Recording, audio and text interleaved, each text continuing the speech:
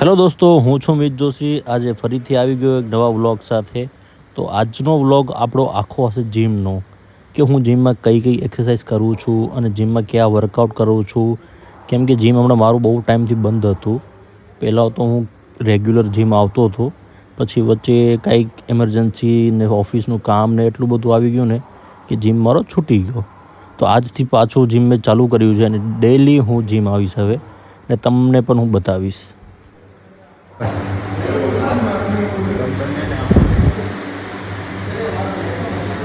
Double મારવા છે. Dumbbell નહીં, કાબુલી તું સ્મિથમાં જ મારતો, તું સ્મિથમાં જ મારી.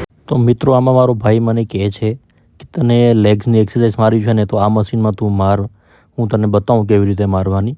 તો આપણે જોઈએ કેવી રીતે મારે છે, પછી આપણે પણ મારશું એ એક્સરસાઇઝ. અને મારા વાલા મિત્રો, મારા ભાઈઓ, મારી ચેનલને સબસ્ક્રાઈબ કરવાનું પ્લીઝ ન ભૂલતા. લાઈક, કોમેન્ટ, શેર, સબસ્ક્રાઈબ પ્લીઝથી કરજો, જરૂરથી કરજો. મને શીખવાડ્યા પછી મારા ભાઈને એક જીમમાં બીજો પણ છોકરો પૂછતો હતો કે ભાઈ કેવી રીતે એક્સરસાઇઝ મારવાની અને ક્યાં ઇફેક્ટ કરે. ઓકે મારીનું હા ઓકે મારી એનો કોઈ મારે આરામથી મારતો. તો મિત્રો, આ છોકરો મને કહેતો હતો કે તમે પણ આ એક્સરસાઇઝ કરો છો. તો મેં કીધું ના, હમણાં તમે કરી લો, હું પછી કરીશ. તો ફાઇનલી હું આવી ગયો છું એ મશીન ઉપર જ્યાં આપણે એક્સરસાઇઝ કરવાની હતી, જેનું નામ છે રોમેનિયન ડેડલિફ્ટ, જેને તમે RLD પણ કહી શકો છો.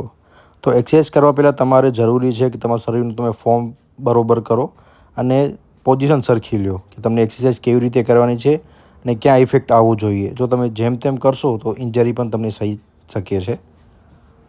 તો આપણે ફોર્મ અને પોઝિશન સરખી કરી અને એક્સરસાઇઝ કરી દીધી ચાલુ.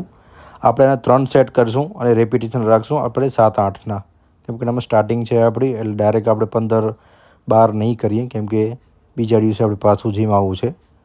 નથી કે આપણે શરીર પકડાઈ જાય અને આપણે ઘરે સૂતા રહીએ. તો એવી રીતે મેં કરી દીધું એક્સરસાઇઝ ચાલુ રોમન ડેડલિફ્ટની, જે ગ્લુટ્સ માટે બહુ ઇફેક્ટિવ છે. તો જે કોઈને પણ એક્સરસાઇઝમાં ગ્લુટ્સની કરવી હોય તો તમે આ પણ જોઈન કરી શકો છો. One of the best exercise છે આ રોમેનિયન ડેડલિફ્ટ. તો આવી રીતે મારો પહેલો સેટ થઈ ગયો તો કમ્પ્લીટ. અને મારું આજે ઘણા ટાઈમ પછી જીમ હતું તો મારા લેગ્સ બહુ જ પેન કરતા હતા દોસ્તો. વર્કઆઉટ કર્યા પછી હું બેસી ગયો તો 5-10 મિનિટનો રેસ્ટ કરવા માટે, કેમ કે હાથ ને પગ એટલા પેન કરતા હતા ને તમે વાત જ જવા દો. તમે થોડીક વાર રેસ્ટ લઈ લઈએ તો પગ અને હાથને આરામ મળે. પછી બીજી એક્સરસાઇઝ ચાલુ મેં કરી, એનું નામ છે લેગ પ્રેસ. મિત્રો, જે આવી પ્રકારની કંઈક મશીન હોય છે. જે લોકો જીમ કરતા હશે એને તો બધા ફોર્મ, એક્સરસાઇઝ અને જે મશીનના નામ હશે એ ખબર જ હશે. પણ જે લોકો નથી જતા જીમમાં, જે લોકોને નથી ખબર, એ લોકોને હું ખાલી કહી દઉં કે આ લેગ પ્રેસ કહેવાય દોસ્તો. તેને તમે આવી રીતે બેસવાનું હોય અને માથે જે સપોર્ટ હોય લેગ્સનો લેવાનો હોય અને આજુબાજુ પ્લેટ્સ લાગેલી હોય વજનની, અને તમારા શરીરના હિસાબે તમને કેટલો કમ્ફર્ટ હોય એ હિસાબે તમે પ્લેટ્સ લગાડી શકો છો વજનોની. તો અત્યારે તો મેં સ્ટાર્ટિંગમાં 20-20 કિલોની લગાડી છે, એટલે ટોટલ 40 કિલો થાય. તમારે જે હિસાબે તમને શરીર ઉપર વજન આવતું હોય ને તમે કરી શકતા હો એ પ્રમાણે તમને એડજસ્ટ કરવાનું. જરૂરી નથી કે બીજાને જોઈને આપણે પણ વધારે વેટ રાખીએ. લેગ્સ પછી તમારા પગ પણ વાઇબ્રેટ થશે દોસ્તો, ગભરાશો નહીં એનામાં, એ તો થાય. અને પછી મારો નાનો ભાઈ પણ લાગી ગયો તો એ લેગ પ્રેસીસ કરવામાં, જેને વેટ રાખ્યું 115 kg. હા દોસ્તો, ઘણા લોકો સાંભળીને કહેશે 115 kg બહુ વધારે થઈ ગયું કહેવાય, પણ એ ઉપાડી શકે છે, રેગ્યુલર જીમ આવે છે એના માટે. આપણા ઘરને એમને સ્ટાર્ટિંગમાં ન ઉપડે. અને પછી હું દોસ્તો લાગી ગયો તો કાલ્ફ રેઝિસ કરવા માટે, જે હેલ્પફુલ છે લોઅર લેગ માટે. કાલ્ફ રેઝિસ કેવી રીતે કરવું એ તમે આમાં જોઈ શકો જ છો. જે નવા જીમ જવાવાળા હોય, જેને માહિતી ખપતી હોય કે ઇન્ફોર્મેશન જોતું હોય તે આમાં જોઈ શકે છે. તમે આવી રીતે બેસી અને આગળ પ્લેટ્સ તમારા અનુસાર જેટલા કેજી રાખો રાખી અને તમે આમ રેઝિસ કરી શકો છો. ગુજરાતીમાં એને ગોટલા કહેવાય ને પિંડી કહેવાય, અને ઇંગ્લિશમાં આપણે લોઅર લેગ્સ પણ કહી શકીએ છીએ. જેના માટે આ મશીન કામ આવે અને બિલ્ડ કરવા માટે મસલને. અને પછી આપણી એક્સરસાઇઝ હતી શોલ્ડરની દોસ્તો, જેનું નામ છે ઓવરહેડ પ્રેસ. તમે લોખંડના એક મોટો પાઇપ હશે જીમમાં, એના આજુબાજુ પ્લેટ્સ રાખવાની હશે વજનવાળી. તો અત્યારે તો મેં 10-10 kgની રાખીએ છીએ, ટોટલ 20 kg થઈ ગયું. અને સેટ હું કરીશ આના 3 અને રેપિટેશન રાખીશું 8 થી 9.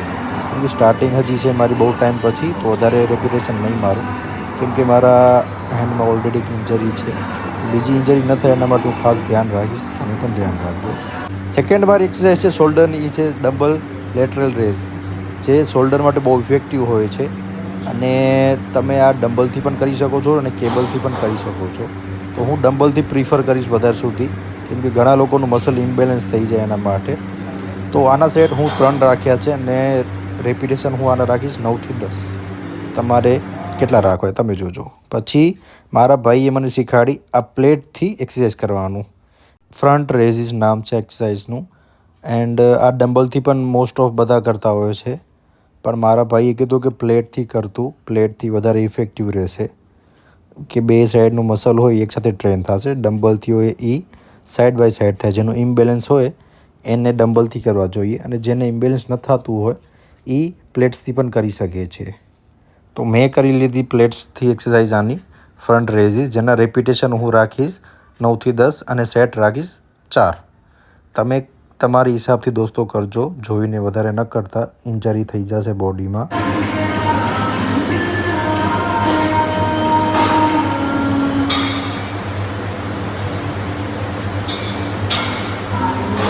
એક્સરસાઇઝ કર્યા પછી મને થોડુંક પેન થતું હાથમાં, એટલે હું સ્ટ્રેચિંગ કરતો હતો. સ્ટ્રેચિંગ કરવી બહુ જરૂરી છે દોસ્તો એક્સરસાઇઝ કરવા પહેલાં અને પછી, કેમ કે ઇન્જરી ન થાય અને બોડીનો મસલ પેન ન થાય એના માટે કરવું જોઈએ. તો મને ઓલરેડી થતું હતું, તમે જોઈ શકો છો હું મારા હાથને પ્રેસ કરું છું. ચોથી એક્સરસાઇઝ છે મિત્રો, એ છે અપરાઇટ રો. તો હું તો પ્રિફર કરીશ જે નવા લોકો જીમ જવાના હશે અને જીમનું વિચારતા હશે, તો એ લોકો જીમમાં જઈને ડાયરેક્ટ ડમ્બલ અને રોડનું ઇસ્તેમાલ ન કરે. પહેલાં તમે કેબલનું જ કરજો શોલ્ડર માટે. અપરાઇટ રો એક્સરસાઇઝ કરવી હોય તમને તો કેબલ સાથે જ કરજો. હું એનાથી જ કરું છું, જેના રેપિટેશન અત્યારે હું કરું છું 8 થી 9, ને રેપિટેશન રાખ્યા છે મેં 4. અપરાઇટ રો કેબલ સાથે કરવાનું એ જ રીઝન છે, તમારા મસલ વધારે ટ્રેન થાય અને બે મસલ ભેગા ટ્રેન થશે શોલ્ડરના. તમે પણ અપરાઇટ રો કેબલથી જ મારજો. મોસ્ટ ઓફ પબ્લિક શું કરે છે, જીમમાં વર્કઆઉટ ખાલી વેટ ઉપાડવા આવે છે અને વેટ ઉપાડીને હાલ્યા જાય છે, બસ એ જ જીમ સમજે છે. પણ ના, અસલી જીમ એ નથી.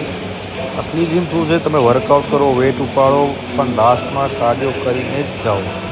વેટ લોસ કરવો હોય, ફેટ બર્ન કરવો હોય, કે તમે કાર્ડિયો ખાલી કરવું હોય જીમ કર્યા પછી, વેટ ઉપાડ્યા પછી, તો કાર્ડિયો જરૂરી છે અને કાર્ડિયો કરવું પણ જોઈએ. કાર્ડિયો કરવા માટે ખાલી જીમ જોઈન નહીં કરવાનું. એક્સરસાઇઝ તમે કરો, વેટ ઉપાડો, બધું કરો, પણ તમે કાર્ડિયો લાસ્ટમાં કરીને જાઓ, કેમ કે આ કાર્ડિયો તમને બહુ હેલ્પ કરશે ફેટ બર્ન કરવામાં અને વેટ લોસ કરવામાં. કાર્ડિયોમાં તમે એમ સમજતા છો જમ્પિંગ કરી, રનિંગ કરી, પણ કાર્ડિયો છે એ પણ હેલ્પ કરે જ છે, પણ ના, કાર્ડિયો મીન્સ આ જ છે. કાર્ડિયો કરવામાં સૌથી પહેલાં તમે મશીનમાં રાખો ઇન્ક્લાઇન 12 ઉપર અને સ્પીડ રાખો 4 ઉપર. એવી રીતે હું મારો વર્કઆઉટ થયો આજનો પૂરો. હું જાઉં છું ઘરની તરફ. મળીએ કાલે આપણે પાછા જીમમાં. હું લિફ્ટમાં પહોંચ્યો અને તમે મારી હાલત જોઈ શકો છો. હું સરખો ઊભો નહોતો રહી શકતો, એટલા મારા પગ આમ વાઇબ્રેટ થતા હતા. લેગ્સ આજે માર્યા એટલે મારા પગ એટલા વાઇબ્રેટ થતા હતા ને કે હું ઊભો નહોતો રહી શકતો. મેં કીધું જલ્દી ઘર આવે તો જલ્દી ઘરે જાઉં, બેસું. પણ આ લિફ્ટ એટલી જ સ્લો હાલતી હતી કે જેનું નામ જ ન લ્યો તમે. પણ લાસ્ટમાં લિફ્ટ પહોંચાડી તો દીધો આપણા ફ્લોર ઉપર. તો હું પહોંચી ગયો મારા ફ્લોર ઉપર, જે 7th ફ્લોર ઉપર હું રહું છું. ફ્લોર ઉપર પહોંચી અને ઘર પાસે પહોંચી, બૂટ શૂઝ ઉતાર્યા આપણે અને ઘરમાં જઈશું હવે. પહેલાં તો 5-10 મિનિટ આરામથી બેસશું, પછી નાહવા જશું, કેમ કે ગણપતિ બાપાની આરતી પણ હજી આપણે કરવાની છે. ગણેશ ચતુર્થી છે, તો મારા ઘરે જે બાલ ગણેશા બેઠા છે એની આરતી હું રોજ કરું છું જીમ આવ્યા પછી. તો એ આરતી પણ આપણે હજી કરવાની છે. તો હું હવે નાહી આવું ફટાફટ, પછી આપણે કરી ગણપતિ બાપાની આરતી. પછીનો તો બહુ જ થાય છે ભાઈ. આ છે મારા ઘરના બાલ ગણેશા. દર્શન કરી લ્યો અને મનોકામના માંગી લ્યો, પૂરી કરશે તમારી. દોસ્તો આપણે ગણપતિ બાપાની આરતી કરી લીધી છે, તમે જોઈ શકો છો. પાછા દીવાને હજી પ્રગટે છે. તો હું છું મિત જોશી, નવી મુંબઈ મહારાષ્ટ્રમાંથી, ગુજરાતી ફેમિલીમાંથી બિલોંગ કરું છું. અને મેં આ ચેનલ ચાલુ કરી છે વ્લોગ્સ બનાવવાની, જે હું પૂરા વ્લોગ્સ ગુજરાતીમાં જ બનાવીશ. જે મારા ગુજરાતી પબ્લિક છે, પણ જે પણ મને પસંદ કરે છે અને જે પણ લોકો ગુજરાતી લોકોને પસંદ કરે છે અને ગુજરાતી ભાષાને બહુ પસંદ કરે છે. એના માટે આ ખાસ વિડીયો હું લઈને આવી રહ્યો છું. તો યુટ્યુબમાં મારું નામ છે મિત જોશી વ્લોગ્સ કરીને, અને ઇન્સ્ટાગ્રામમાં પણ એ જ વ્લોગ્સનું નામ છે મારા ચેનલનું. ઇન્સ્ટાગ્રામનું પેજનું નામ પણ એ જ છે. તમે ઇન્સ્ટાગ્રામમાં જાશો તો નીચે લિંક આપેલી જ છે મેં યુટ્યુબની, ત્યાં જઈને તમે ડાયરેક્ટ સબસ્ક્રાઈબ કરી શકશો. અને ગુજરાતી વિડીયો માટે તમને રોજ અપડેટ ખપતી હોય અને રોજ તમને ગુજરાતી પર્સન સાથે વાઇબ્સ મેચ કરવી હોય તો તમે મારી ચેનલને ફોલો કરતા ન ભૂલતા, સબસ્ક્રાઈબ કરવાનું ન ભૂલતા, અને પ્લસ મારા વિડીયોને લાઇક, શેર, કોમેન્ટ, ફોલો કરજો જરૂરથી. મને સપોર્ટ આપજો કે તમારો ગુજરાતી ભાઈ આગળ વધે. તમારા બધા સપોર્ટથી હું જે પણ કાંઈ પણ બનીશ, જે પણ કાંઈ પણ હું આગળ વધીશ, હું બહુ ધન્યવાદ માનીશ તમારું બધાનું. તો મારી હેલ્પ કરો અને મળીએ આપણે નવા વ્લોગ સાથે કાલે. તો બનાવી રહો મારી ચેનલ ઉપર અને યુટ્યુબમાં ફોલો, સબસ્ક્રાઈબ કરવાનું ન ભૂલતા.